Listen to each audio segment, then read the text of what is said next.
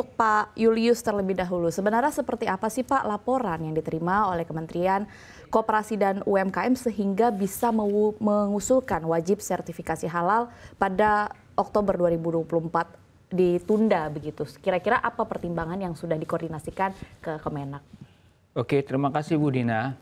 Jadi memang ini ada kemungkinan kita akan tunda. Pertama, karena ini mendapat masukan dari berbagai asosiasi, organisasi masyarakat, dan yang membidangi terutama Mamin, makanan minuman, yang juga langsung berkomunikasi dengan Pak Menteri dan juga staf-stafnya. Sehingga ini kenapa begitu? Masalahnya targetnya tahun 2024 itu adalah 10 juta. 10 juta UMKM yang bersertifikasi halal. Jadi mungkin kita perjelas dulu, nggak semua 10 juta itu targetnya dari itu. Namun tentunya belum bisa juga tercapai pada saat nanti. Pertama, alasannya kita tahu bahwa sertifikat halal kita bagi dua, yang self-declare dan reguler. Nah ini. Nah mungkin yang kita akan percepat adalah yang self-declare. Yang reguler belum bisa kita tentukan. Selain itu kita mengetahui ada permasalahan ekonomi UMKM dan aksesibilitas UMKM untuk melakukan apabila kita sertifikasi halal, karena itu butuh biaya. Ketiga, fasilitas dan kelengkapan dokumen yang dimiliki oleh pelaku usaha mikro juga masih belum terbatas, dan ketersediaan anggaran untuk sertifikasi halal juga belum bisa dipenuhi, sehingga ini yang menjadi mungkin agak terhentinya untuk sertifikasi halal ini.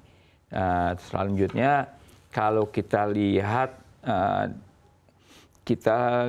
ada yang saat ini sudah terdaftar sertifikasi halal ada 3.817.543. Untuk skala mikro adalah 2.900.000. Skala kecil 213 sertifikasi halal, skala menengah 165.000, dan skala besar 567 sertifikasi halal.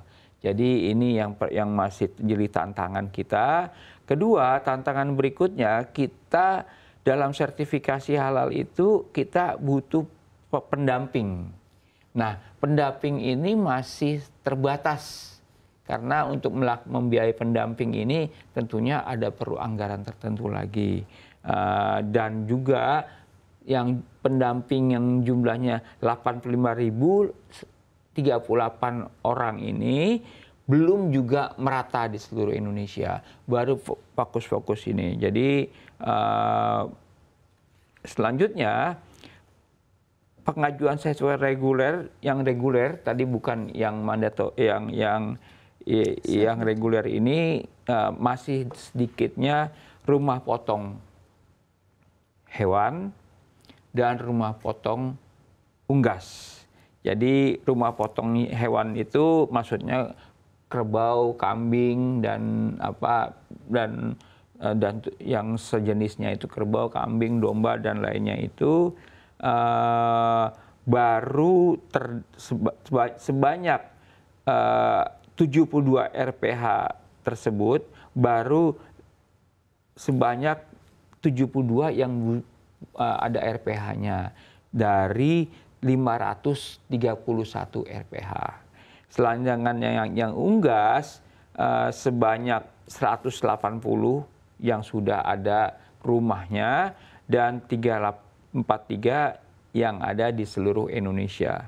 Jadi ini yang menjadi kenapa kita belum bisa memastikan ini tercapai, tapi kita akan tetap berusaha semaksimal mungkin agar itu tercapai. Oke, baik. Sebelum saya akan juga tanyakan ke Bu Muti begitu ya, terkait dengan skema bagaimana sebuah lembaga atau sebuah usaha mendapatkan sertifikat halal begitu. Tapi saya ingin mempertegas Pak Julius. Jadi sebenarnya kalau dari pemerintah, dalam hal ini Kementerian Koperasi dan UKM, apakah masih berusaha untuk mencapai goal bahwa seluruh UMKM mendapatkan sertifikasi halal? Ya, jelas kita akan mencapai goal ini. Tapi ada tahapannya, Bu. Jadi jadi berdasarkan kita sudah membaginya. Pertahapan pertama 17 Oktober ini khusus produk makanan minuman, jasa hasil penyembelihan, bahan baku tambahan pangan, penolong dan produk makannya. Tahapan berikutnya kedua 17 Oktober 2026.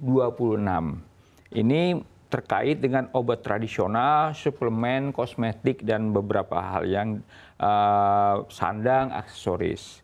Tahapan ketiga itu 2029, yaitu produk obat bebas dan obat terbatas seperti alat kesehatan. 17 Oktober 2034 adalah obat keras. Nah, ini yang kita sertifikat. Jadi yang dibilang yang sampai sekitar 10 juta itu tahun 17 Oktober itu meliputi mamin dan penyembelihan dan bahan baku. Nah, itu kita akan kejar seperti itu. Oke.